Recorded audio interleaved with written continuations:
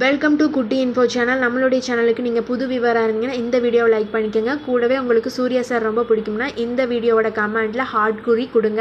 வாங்க வீடியோக்குள்ளே போகலாம். நீங்கள் ஸ்மார்ட் கார்டு அப்ளை பண்ணி உங்கள் கைக்கு கிடைக்கலன்னா நீங்கள் கவலைப்பட வேண்டாம்.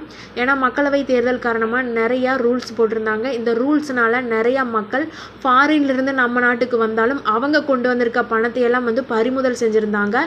கிட்டத்தட்ட 1300 கோடி மதிப்பிலான பொருட்கள் பறிமுதல் பண்ணி வச்சுருந்தாங்க. உரிய ஆவணங்கள் கொடுத்த பொருட்கள் மட்டுமே ரிட்டர்ன் பண்ணியிருக்காங்க. மக்களவை தேர்தல் ரிசல்ட் ஜூன் 5ஆம் தேதியை வெளியிட்டுட்டாங்க. ஸோ ஜூன் 6, 7 நம்ம ரேஷன் கார்டில் என்ன கரெக்ஷன் பண்ணணுமோ அதை நம்ம ஈஸியாக பண்ணிக்கலாம் அப்படிங்கிற தகவல் வெளியாகிருக்கு.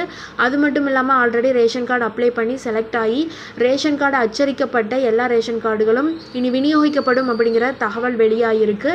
ரேஷன் கார்டில் நீங்கள் ஏதாவது கரெக்ஷன் பண்ணணும் அப்படின்னா தமிழகத்தோட அஃபிஷியல் வெப்சைட்டில் போய் நீங்கள் விலை இல்லாமல் கரெக்ஷன் பண்ணிக்கலாம்.